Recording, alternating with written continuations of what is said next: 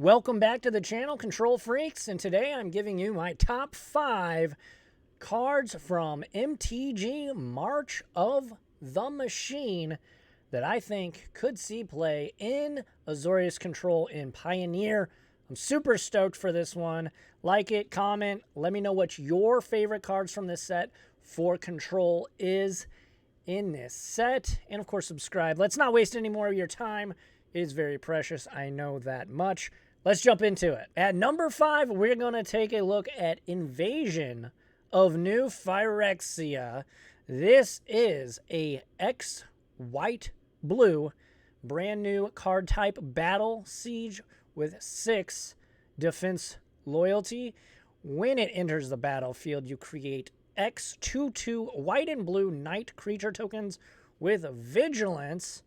And then, of course, you have to fight it down or get rid of the counter somehow. And it flips into a brand new Teferi card. This is Teferi Akosa of Zelfir for loyalty. It has a +1 ability of draw 2 cards, then discard 2 cards, unless you discard a creature card. -2, you get an emblem. Yes, an emblem as a -2. With knights you control, get +1/+0 and have ward 1. And then -3, you can quote-unquote ultimate this off the rip. You get to tap X creatures you control.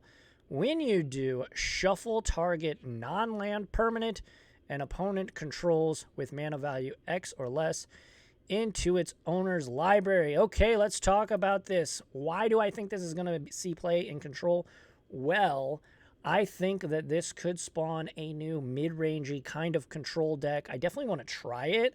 I'm not saying this is going to slot into every single control deck that you play, but I definitely want to try it. These battles are very, very new, obviously, but they're also potentially very powerful, and for that reason, I think flipping into a 2-mana Planeswalker that you just had to attack a battle for a couple times is potentially very powerful. I think this card could very easily snowball, but obviously there's no builds in any of the current Azorius control lists that we have right now.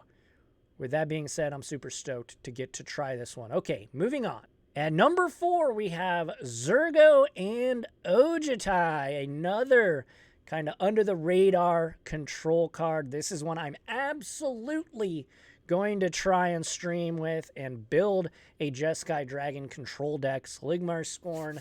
Let's go. I love that card. Anyway, Zergo and Ojitai. This is a 5-mana, so 2 blue, red, white with a 4/4. And it has flying and haste. It has hexproof as long as it enters the battlefield this turn. Whenever 1 or more dragons you control deals combat damage to a player, combat damage to a player or battle, look at the top 3 cards of your library, put 1 of them into your hand and the rest on the bottom, and then you get to return a dragon to your hand. So you can kind of just keep attacking with casting and attacking, return, cast, attack, return. So it will always have hexproof. You'll always get that anticipate.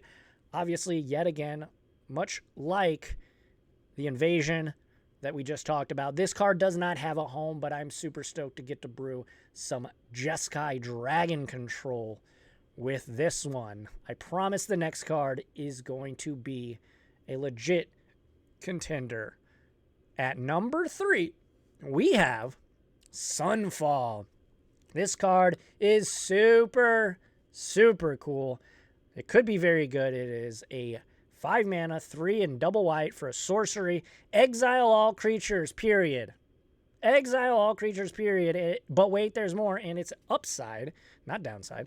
Incubate X, where X is the number of creatures exiled this way. You get an incubation token with a counter on it, and whenever you pay, basically it's a little artifact, you can pay 2 mana to crack it, and it becomes an XX Phyrexian. So, why is this good? Well, it dodges things like Selfless Spirit. It dodges things like the flip side of Invasion of Gobokhan, which is a card from the new set that lets them sacrifice it to give all their creatures indestructible. It gets around indestructible. Okay, that's what I'm trying to say. It gets around indestructible. It exiles everything, and you get to incubate. Now, you might see this as a downside because you don't get the creature immediately. However, it dodges removal on their turn, so after you've tapped out your 5 mana, it dodges removal, and you get to create that token whenever it is convenient for you, whenever you can protect it. This is almost a perfect card for control because it clears the board. We want to do that a lot. It exiles, which is super important, and it is a potential win condition on the back end. So Sunfall, I really want to try this as a one of at least. We're already playing Farewell, so could this be in the right mana? I think this could be the correct choice, and it's 1 mana cheaper. So Sunfall, number 3. Moving on to the ones that I think really have a shot here. We have Elspeth's Smite, or I saw somebody on Twitter called it Smitening Bolt, which is hilarious. This is a 1 mana instant. It deals 3 damage to attacking or blocking creature. If that creature would die this turn, exile it instead. So we're getting a ton of exile between this and Sunfall. I really like this. This hits almost every relevant manland, so that's super important. I'm really stoked for this. Obviously, it's not perfect, right? They have to be attacking or blocking, and it only deals 3 damage, so some things do get around this, but that's the true with all white removal. It's all conditional. We do not have a Swords to Plowshares. Even though Lay Down Arms is close, it's not quite there.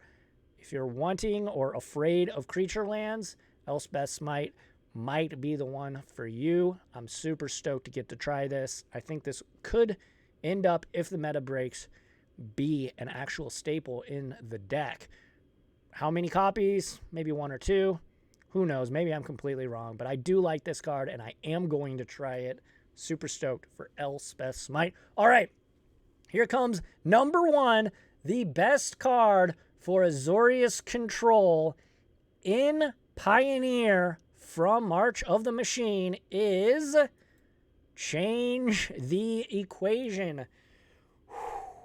Mono Green Devotion has been a thorn in our side for a very long time at this point, and this card is going to, in fact, change the equation. It is a 2 mana instant. You get to choose one. Counter target spell with mana value 2 or less, period. That can target creatures, anything. This can counter non-creatures. This isn't just a negate. This can counter anything 2 mana or less. You can get their pesky little dorks. But wait, there's more. Counter target red or green spell with mana value 6 or less. This hit Cavalier of Thorns. This hits anything. This hits everything in their deck almost. This is so good. I'm so stoked for this card. Storm the Festival on the front side it counters. I'm super stoked. Oh my gosh, Change the Equation is going to be a game changer. The big question is this better than Ether Gust? Now, I don't know that answer yet, obviously, but I am definitely willing to find out. The fact that it straight up just counters anything 2 or less is going to be clutch. There's no conditions to that. It just has to cast 2 or less. So I'm super excited. This card's great. This set is amazing. What is your biggest card that you're excited for? What is the best card, in your opinion, for Azorius control and Pioneer? I'm super stoked for MTG Mom. I hope you are too. If you've watched to the end, make sure to like the video. Subscribe. You made it to the end. You like the content. Hit that subscribe button. If you want to chop it up with me elsewhere, first off, you can comment down below or hit up Twitter @LessAlex over there. Join the Discord. That link will be in the description as well. And, of course, if you want to support the content directly, hit up patreon.com/LessAlex. I've got a lot of cool stuff, including early access to all of my pre-recorded YouTube videos, so you can get them up to a couple days or sometimes just a couple hours. But Thanks, everybody, for watching. I appreciate you. Keep spreading that Azorius propaganda. And until the next time, I will catch you on the flippy flop. Control freaks, adios.